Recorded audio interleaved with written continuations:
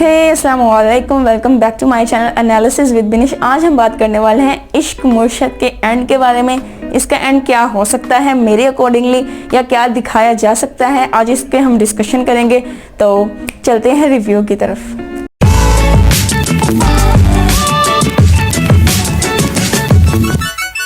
सबसे पहले हम लोग बात करेंगे बिलाल अब्बास के एक बहुत ही मज़ेदार से डांस के बारे में। पिछली वीडियो में मैंने उनके डांस की बहुत ज़्यादा तारीफ की थी। अगेन वही बात है कि उनका वो क्लिप बहुत ज़्यादा वायरल हो गया और उनके स्टाइल को बहुत ज़्यादा पसंद किया जा रहा है। और उन्होंने डांस इतने मज़े के और इतना क्यूट सा डांस किया है कि लिटरली मैं भी उस डांस को देखकर मैं इतना ज़्यादा इम्प्रेस हुई हूँ, इतना ज़्यादा। एंड जो बॉडी लैंग्वेज उन्होंने इस डांस की जो लैंग्वेज थी वो बहुत ज़्यादा रिलैक्सेशन और बहुत मज़े की थी। और स्पेशली जो उन्होंने ड्रेसिंग सेंस उनकी, oh my God, dressing sense उन्होंने इस टाइप पे बहुत ज़्यादा अच्छी की हुई थी। ब्लैक ओवरऑल उन्होंने सारे कपड़े पहने हुए थे और जो फ्रंट के 2 बटन उन्होंने खोले हुए थे हमेशा की तरह, जो लड़कियों को बहुत ज़्यादा पसंद है। और ऊपर से उन्होंने चेन भी वेयर की हुई थी, वो उन पर बहुत ज़्यादा अच्छी लग रही थी। उसके साथ उन्होंने जो डांस किया वो बहुत ज़्यादा मज़े का था, बहुत ज़्यादा इंजॉयमेंट वाला था और हर किसी को देखने में बहुत ज़्यादा मज़ा आया है। वो ऐसा क्लिप है कि इंसान बार बार देखने पे मजबूर है। उसका डांस, उनकी ड्रेसिंग स्टाइल और उनका बॉडी लैंग्वेज जो उन्होंने उस टाइम पे उनकी शो हो रही थी, दैट इज़ ऑसम। अब बात करते हैं इसके एंड के बारे में कि एंड इसका क्या हो सकता है, मेरे अकॉर्डिंगली क्या हो सकता है। तो आप भी मुझे कमेंट सेक्शन में बताइएगा कि आपके अकॉर्डिंगली इसका एंड मेरे एंड से मैच कर रहा है कि नहीं। इश्क मुर्शद के एंड के बारे में 2 टाइप्स की स्टोरीज हैं। एक हम एज्यूम करके चल सकते हैं कि मे बी जो हमें टीजर में दिखाया गया है, अगर हम उस अकॉर्डिंगली अगर हम अपनी बात को, अपनी चीज़ को लेकर चलते हैं, तो टीजर में दिखाया जाता है कि सुकैना के पास एक प्लान है जिसके अकॉर्डिंगली वो कुछ यूँ कहेगी कि उसने जो उसको कॉल करती है वो काट देता है, तो वो शिबरा को कहेगा कि मेरी गर्लफ्रेंड जो है वो मेरे से नाराज़ हो गई है, तो अब मुझे उसको मनाना है, तो तुम मेरी मदद करो। तो ऑलरेडी वो जो जेलस हो रही है वो उसमें कहेगी चलो ठीक है मैं तुम्हारी हेल्प करती हूँ। तो वो उसके लिए जो फ्लावर्स लेके आएगा और बहुत कुछ जो उसके लिए उसको दिखाएगा कि फ्लावर्स हैं और वो बहुत सारा कुछ प्लान कर रहा है। वो सब देख के हमारी शिबरा बहुत ज़्यादा जेलस होने वाली है और वो उसके फ्लावर्स जो है वो फेंक भी देती है कि तुम भाड़ में जाओ, तुम भाड़ में जाए तुम्हारी निमरा। वो अंदर से खुद भी उसको पता है कि मैं इससे मोहब्बत करती हूँ, लेकिन ये किसी दूसरे को पसंद करता है, इसलिए वो अंदर ही अंदर बहुत ज़्यादा जेलस हो रही होती है। इसमें आगे दिखाया जा सकता है कि वो शिबरा को कहे कि तुम मेरे साथ चलो और तुम मनाओ जाके उसको मेरे लिए, तो शिबरा उस पर हाँ कर दे। शिबरा जब वहाँ पे जाएगी तो वहाँ पर वो कहेगा कि मैं उसको बुला के लाता हूँ। वो ऊपर जाएगा और जाके अपने जो असली उसका रूप है शामिर का, अपने कपड़े जो रियल शामिर वाले हैं वो पहन के जब नीचे आएगा, पहले तो वो देख के शिबरा बहुत ज़्यादा शौक होगी कि फजल बख्श को क्या हो गया, वो इस तरह के कपड़े क्यों पहन के आया है। देन जब वो उससे बहुत सीरियस लहजे में बात करेगा, वो सीरियसली वो बात करेगा कि यूँ तुम जो समझ रही थी मैं तो ये हूँ, मैं तो असल शामिर हूँ। तो ये बात शिबरा को बिल्कुल भी अच्छी नहीं लगेगी, वो बहुत ज़्यादा शॉक्ड हो जाएगी और इस वजह से वो साफ कहेगी कि मुझे यहाँ से जाना है, इतना बड़ा झूठ तुमने मेरे से बोला। जिस पे शामिर उसको कहेगा कि मैं तुम्हें समझा सकता हूँ, एक्सप्लेन कर सकता हूँ, मेरी बात सुनो। जब वो उसको रोकने की कोशिश करता है तो शिबरा खींच के उसको थप्पड़ लगा देती है। मेरे अकॉर्डिंगली ये थप्पड़ बजना बनता भी था।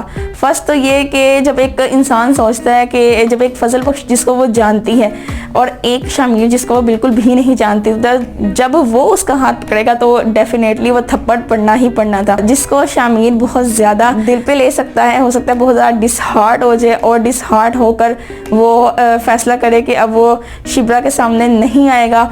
शिबरा घर जाके हो सकता है कि अपने घर वालों को बता दे, हो सकता है कि ना बताए, क्योंकि फजल बख्श के ऊपर उसके जो बाप है वो बहुत ज़्यादा भरोसा करता है। वो नहीं चाहती कि उसके बाप को इस बात से कोई भी हर्ट हो कि उसकी सच्चाई क्या है। हो सकता है कि थोड़ा सा इस रोल को, हमारे फजल बख्श को थोड़ा सा ओवर आगे कंटिन्यू किया जाए बिकॉज ऑफ उसके पेरेंट्स की वजह से, कि पेरेंट्स को तो नहीं पता। हो सकता है कि शिबरा बता भी दे और बहुत सारे चांस हैं कि शिबरा ना भी बताए। देन जब फजल बख्श एज हमारा शामिर उनके घर आना बंद कर देगा, उससे बात करना और अपनी शर्मिंदगी से दोबारा उसकी तरफ नहीं देखेगा, तो शिबरा जो कि अंदर ही अंदर उससे बहुत मोहब्बत करने लग गई है, उससे प्यार करती है, उसके रूम में जाएगी, उसके कपड़े, उसकी चीज़ें देखेगी और बहुत ज़्यादा उसको मिस करेगी, क्योंकि प्यार तो वो करती है।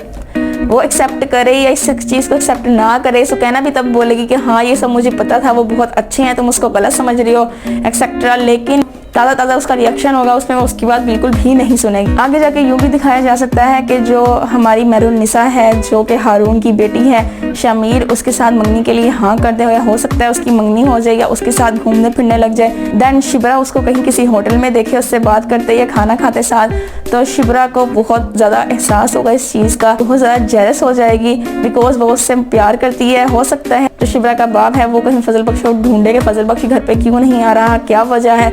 देन उसको जब ये सच्चाई पता चलेगी तो फजल बख्श की सच्चाई जान के उसे बिल्कुल भी अच्छा नहीं लगेगा। होपफुली ये भी चांस है कि फजल बख्श एज हमारा शामिर खुद जाके उसको बताए कि मैंने ये झूठ आपसे बोला था और इसकी वजह ये थी कि मैं आपकी बेटी से प्यार करता हूँ, अब आप मेरी जो सिचुएशन है उसको समझे। लेकिन फिल वक्त उस टाइम जो शिबरा का बाप है वो उसकी बात बिल्कुल भी नहीं सुनेगा और उसको धक्के दे के हो सकता है घर से निकाल दे या उसको बुरा भला कह के तुम यहाँ से चले जाओ। देन हो सकता है कि सुकैना शिबरा को समझाए या शामिर उससे बात करके उन्हें उसे कन्विंस करे कि ये सब जो कुछ भी था ये सब एक मैंने तुम्हारे लिए किया, हर चीज़ मैंने तुम्हारे लिए छोड़ी। हो सकता है उसके बाद हमारी जो शिबरा है उसको एहसास हो जाएगा और देन वो अपने बाप को मनाएगी कि जैसा भी है ये मुझे पसंद है, तो आप इसको या मैं इसको एक्सेप्ट करती हूँ, मुझे ये पसंद है। जहाँ तक बात की जाती है शामिर के घर वालों का भी उसको मनाना उस चीज़ को बाकी है। मेहरुन्निसा जो हारून की बेटी है वो पसंद करती है हमारी शामिर को। हो सकता है शामिर जब ये सब सारी सिचुएशन हो तो शामिर खुद उसको जाके बताए कि मैं किसी को यूँ पसंद करता हूँ और मैंने उसके खातिर ये सब किया है, तो मैं तुमसे शादी नहीं कर सकता। देन वो इस चीज़ को समझेगी क्योंकि होपफुली वो थोड़ी सी दिल की अच्छी भी यहाँ पे इन्होंने शो की गई है कि वो मोहब्बत करती है, लेकिन वो रोती भी है उसके पीछे, लेकिन वो बहुत समझदार है। वो कई बार इस चीज़ को कहते हुए दिखाई भी गई है कि वो शायद शामिर मेरे नसीब में है ही नहीं। देन जब शामिर इसको ये सब बताएगा तो वो खुद अपने बाप को मनाएगी कि अब जो कुछ भी था ये उससे प्यार करता है और मैं भी यही चाहती हूँ कि आप इस सब को छोड़ दें और ये जहाँ जिससे शादी करना चाहता है ये उससे शादी कर ले, हमें कोई एतराज़ नहीं है, ना हम इसकी पार्टी से पैसे वापस लेंगे, तो ये वहाँ पे जहाँ चाहता है ये वहाँ पे शादी कर सकता है। उसका बाप मान जाएगा। देन इनकी एक बहुत अच्छी तरह से शादी दिखाई जा सकती है और एक हैप्पी एंडिंग के साथ ये ड्रामा एंड होगा।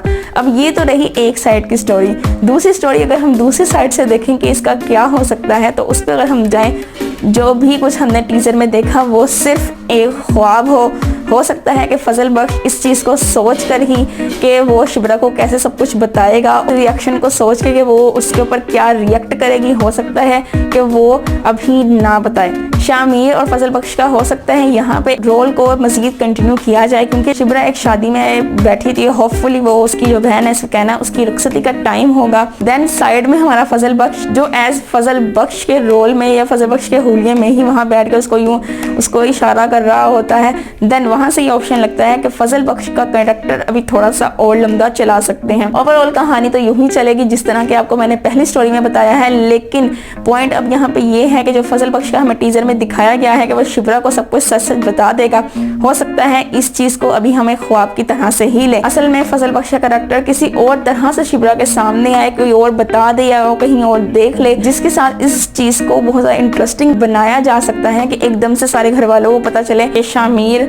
एज फजल बख्श नहीं वो शामिर है, तो देन स्टोरी और ज्यादा मजे की हो सकती है। वेल ये तो एक मेरा एनालिसिस था जिस तरह मुझे लगता है कि स्टोरी कुछ इस तरह से आगे चलेगी। अगर आप मेरी स्टोरी से एग्री करते हैं तो नीचे कमेंट सेक्शन में ज़रूर बताइएगा। अगर आपको लगता है इसके अलावा कोई एंड हो सकता है तो आप मुझे कमेंट सेक्शन में ज़रूर बताइए। जहाँ तक मेरा ख्याल है इस सच्चाई के जानने से कि हमारा शामिर एज फजल बख्श नहीं वो शामिर है, शिबरा को पता चले या शिबरा के बाप को पता चले, दोनों ही बहुत बुरी तरह से रिएक्ट करने वाले हैं और शामिर के साथ बहुत ज़्यादा आगे जाकर हो सकता है उससे नफरत करें, उसे बहुत बुरा भला कह के घर से निकाल दें, उसकी कोई बात ना सुने कि तुमने हमसे इतना बड़ा झूठ बोला। हो सकता है ये भी कहे कि तुम जैसे थे एज इट इज़ मेरे सामने आ जाते तो मैं कबूल कर लेती, तुमने यूँ इतना बड़ा झूठ बोलने की तुम्हें क्या ज़रूरत थी। तो मेरे अकॉर्डिंगली तो ये स्टोरी कुछ यूँ चलने वाली है। अगर आपको इसके अलावा कोई स्टोरी लगती है कि यूँ भी एंड हो सकता है तो मुझे कमेंट सेक्शन में ज़रूर बताइएगा। तो आज के लिए बस इतना ही, मिलते हैं अगले रिव्यू में। अगर आपको इस वीडियो में कोई एक भी पॉइंट अच्छा लगा हो तो वीडियो को लाइक कर दीजिएगा, चैनल को सब्सक्राइब कर दीजिएगा, बेल आइकन को क्लिक करना मत भूलिएगा और कमेंट सेक्शन में अपना फीडबैक देना मत भूलिएगा। सो स्टे ट्यून्ड, अल्लाह हाफिज़।